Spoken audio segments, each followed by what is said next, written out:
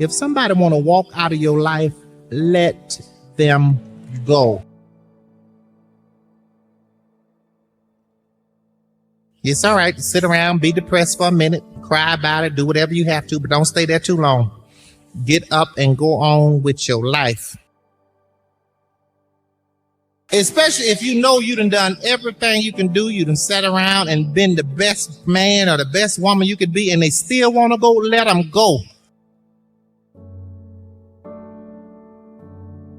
Whatever they're running after, they'll see what they had in a minute, but by then it's going to be too late. Because half these people you be sitting around crying about it, worry about 2-3 years from now, you ain't going to even remember their last name. Let folks go, son. Some people come in your life for a lifetime, some come for a season. You got to know which is which. No matter how much it hurt, let them go. And it'll get easier, I promise you, every day it'll get easier and easier and easier, but you just got to make it through.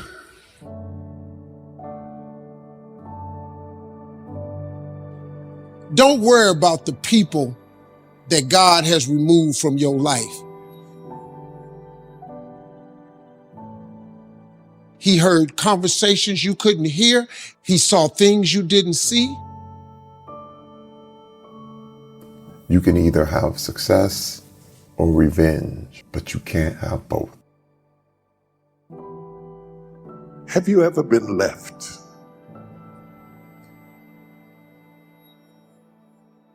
If you are not careful, you will undervalue who stayed, trying to get back who left. Because sometimes there's nothing really sexy about being dependable, about being stable, about hanging in there, about being by your side. If you're not careful, you will neglect the people that stayed with you.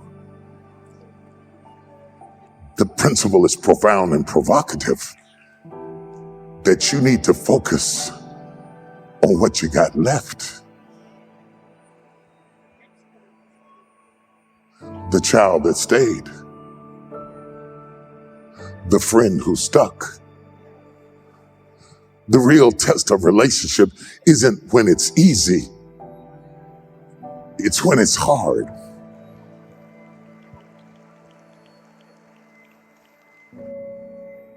Because what I'm going to invest in is what I've got left, not what I lost. The word of God to you is to strengthen what remains. Let this be your last day of crying over who walked away. You will let them go and then only invest in people, the people who are not optioning out of your life, the people who have made a commitment to walk with you the rest of your life.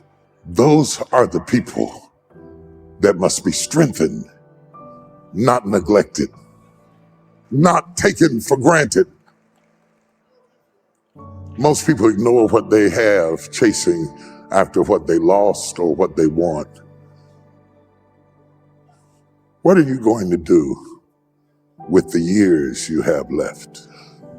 Are you going to spend the years you have left murmuring and complaining about what happened 10 years ago and 5 years ago and 12 years ago?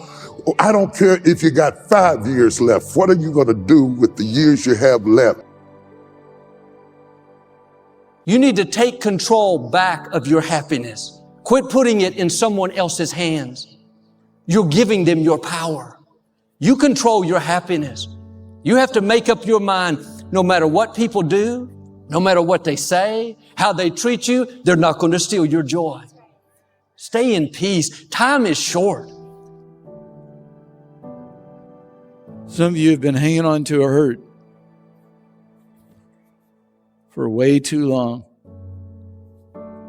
You don't think you can ever move past it? Bitterness is a daily part of your life. Do you know what bitterness does? It makes you old and mean and angry and spiteful. There is little as ugly as a bitter person. I know it hurt. I know the pain was real, but you have a choice. Will you be bitter and vengeful? Will you hang on to grudges? Or will you release them? Will you nurse the offense and feed the pain? Or will you starve your pain? It's up to you. You have a choice. Choose to release the bitterness. Change your legacy. Let go of that thing that you've been holding on to for way too long. Regardless of what happened in your past, regardless of the hurt and pain, you have incredible worth and value to God. You'll never enjoy everything God has for you until you move on. God will restore your identity, your self-worth, and your self-esteem. It can happen in an instant. Maybe you've been walking around with your head down, believing the lie that you're worthless. You don't have to live with that hurt forever. You can leave the crippled life behind when you realize your great worth. You are not a nobody. You are a child of the King, and you've got a place at the table. You don't have to stay damaged. You can be whole. You don't have to carry around those hurts anymore. You can be fully restored. Accept God's healing. God is saying to you today, leave it alone. Trust me to handle it. I'm going to bring the right person. When you turn it over to God, it takes the pressure off. You don't have to figure it all out. You don't have to strive and strain. It's not up to you to make it all happen. You can live in peace knowing that God's got this. When that door closes, keep your fingers and your feelings out of the door. You'll be tempted to hold on. Why did this happen? It's not fair. Let it go. God is in control of your life. He's the one that opens doors and closes doors. He's the one that changes seasons. You were in spring. Now maybe you're going into winter. That means you're getting prepared to blossom in new ways. I've learned God never brings things to an end without having something better coming, something more rewarding, more fulfilling, new relationships. Instead of seeing it as a bad break, try a new perspective. This was a necessary ending. God stopped it so I could see the greater things He has in store. A lot of times God will remove people out of your life because your season has changed. God is preparing you for something new. When God closes a door, you can't open it. If someone wants to leave, you have to accept that their part in your story is over. Some people are like scaffolding. They come into your life for a season to get you to a certain point. But if they stayed, they would limit your growth.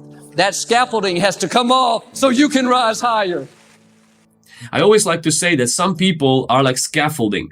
You put scaffolding around the building to help build a wall, and when the wall is built, you remove the scaffolding. Sometimes God brings people in your life to help build something, and then when that is built, He removes those people, and you're crying, you're like, why are you God removing those people? It's because the purpose and the reason for which they came has been accomplished, and God is taking them now, and now you can enjoy that building. Now you can see the vision clearly, and you can move forward. He brings people in and moves people out. Quit being discouraged over who walked away. If they left you, you didn't need them. If they walked away, let them go. God has new relationships, new opportunities. If you had to have them to fulfill your destiny, they wouldn't be able to leave. You have to accept that it's a necessary ending, that God is changing the season. And they may be a good person. You enjoyed the time together, but to become who you were created to be, they have to exit the stage. You have to move forward into new relationships, new opportunities, and new growth. Your future is not connected to people that left. Your future is connected with those who stayed. And this was a lesson to me, that those who left did not take God's destiny for my life, but it's those that stayed are the ones that God is going to be using and God is going to be empowering. So don't focus on those who left. Focus on those that are here, that are with you. Don't get stuck looking back, trying to figure out, why didn't it work out? Why did they treat me this way? Just keep moving forward, honoring God, knowing that it was a necessary ending, that God wouldn't have stopped it if He didn't have something better coming. I want you to understand that no matter when endings happen in our life, that you serve a God that can use whatever ending you've gone through to be the birthplace of something new in your life. This is a new day. There are new victories, new opportunities, new relationships. Quit living in what was and come over into what is. Right now, there is freedom for you. Right now, there are new beginnings, joy, peace, victory. And crying over what happened yesterday doesn't bring freedom. Living in regrets of what you could have been, what you should have done, doesn't do anything productive. It's time to drop it and move forward.